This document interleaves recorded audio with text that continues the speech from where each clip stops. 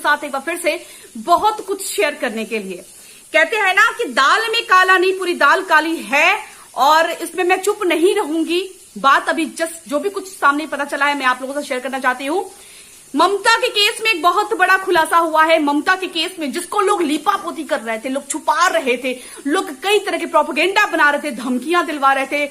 मुझे इतनी धमकी एक पत्रकार ने दी। आज उस पत्रकार से मैं सवाल करूंगी कि मैंने कहा था कल तुमसे कि एक दिन आएगा जब मैं तुमसे सवाल करूंगी और तुम मेरी बातों का जवाब देना। तो चलिए दोस्तों, मैं आपको बताता चलूं कि इस केस में हुआ यह है कि जब पुलिस कंप्लेन हुई है और जब पुलिस दरवाजे पे गई है तो इतने सारे राज बाहर आए हैं कि मैं क्या ही बोलूं। मैंने कहा था ना कि इंसान को जब दिल में कहीं लगे कि यहां पे कुछ गलत है तो उसके लिए आवाज उठाइए, उसके लिए चुप मत रहिए, आवाज उठाइए। फाइनली जब मैं सबसे पहले धन्यवाद देना चाहूंगी वहां के आईएएस अविनाश जी सर का, और सर सच में कानून व्यवस्था पे एक बार फिर से भरोसा कायम करने के लिए आपका बहुत बहुत धन्यवाद। आपको मैं जितना भी करूं सर ना, आपको शत शत नमन है मेरी तरफ से कि आपने एक बार फिर से मेरा विश्वास कानून व्यवस्था पे और मजबूत कर दिया है। तो चलिए बताते हैं कि पूरी टीम गई थी ममता के घर, और ममता के घर जब गई तो बहुत सारी चीजें पता चली। मैंने कहा था ना कि इसमें पीछे कोई है। मैंने कहा था सुबह 7 बजे महादेव के जाने का क्या रीजन हो सकता है, महादेव क्यों गया 7 बजे। तो मैं बताते चलूं आप लोग को कि जैसा बताया गया है मुझे कानून प्रशासन के द्वारा और उनके द्वारा, तो मैं नाम नहीं बताऊंगी, और पता चला है कि इन्होंने ये बयान दिया है कि सामने वाले उनके प्रेमी से, जो प्रेमी थे उनके, उन प्रेमी से ममता की झड़प हुई और ममता के साथ लड़ाई हुई, और इन लोगों के बीच में हाथापाई भी हुई है, थप्पड़ भी पड़े हैं। उसके बाद से वो वहां से निकल गया, और निकलने के ठीक बाद मां निकली बच्चों को ढूंढने के लिए, और बच्चों को ढूंढने के बाद जैसे ही आती है कुंडे में उसकी लाश टंगी मिलती है, और जैसा कि मैंने जिस रस्सी का जिक्र किया था वही रस्सी थी।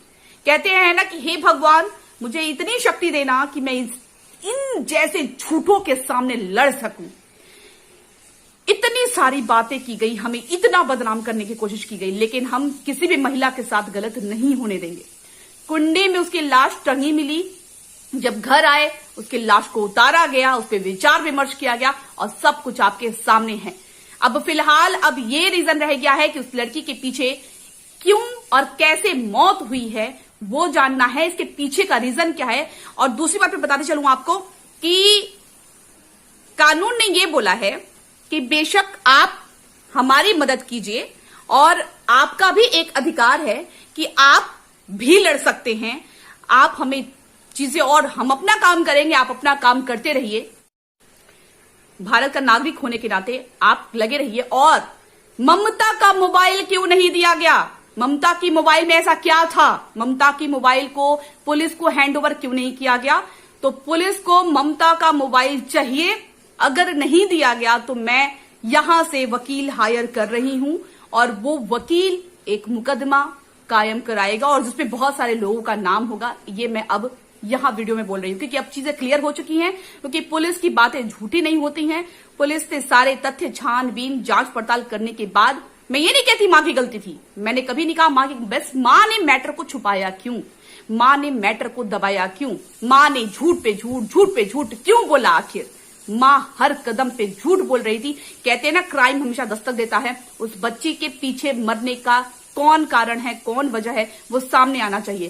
फिलहाल ममता का मोबाइल जल्द से जल्द जाके थाने में अगर प्रोवाइड नहीं कराया गया शाम तक, तो मैं जाहिर तौर पे वहां पे कंप्लेन अब फाइल कराऊंगी लिखित रूप से, वो भी हो जाएगा। और नहीं तो आप लोग प्लीज मदद कीजिए ताकि सच सामने आ सके।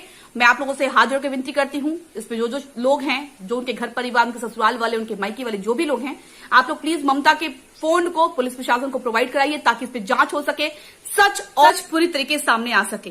और हम इस सच को भी सामने लाकर रहेंगे जिस तरीके से हमारी पहले पड़ाव में जीत हुई, और हम सच सामने ला सके कि ममता की मौत फांसी लगाने की वजह से हुई है। और ममता की मौत में एक बार फिर से बताते चलूं कि ममता की मौत कुंडे में उनकी लाश लटकी हुई मिली थी, जिस पर उनकी मां के आने के बाद उसको उतारा गया। मां ने देखा, मां पे क्या बीती होगी।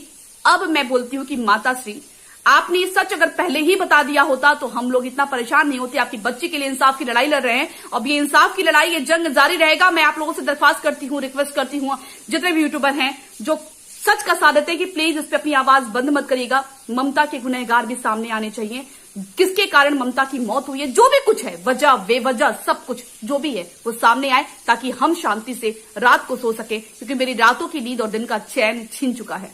तो प्लीज हमसे हमारा कदम से कदम मिला के साथ दीजिए और ममता के मोबाइल को जल्द से जल्द थाने में प्रोवाइड कराया जाए, ताकि जांच पड़ताल हो सके। और अगर मोबाइल से कुछ भी छेड़छाड़ भी हुई है तो जिसने भी छेड़छाड़ की है वो रेडी रहेगा जवाब देने के लिए। कृपया करके अफवाहों से दूर रहें। जितना कुछ मैंने बताया अपने मुंह से वो बिल्कुल एक एक लाइन सही है। किसी भी तरह के अफवाहों से दूर रहें। मैंने बार बार चेतावनी दी है। नमस्कार, जय हिंद, जय भारत।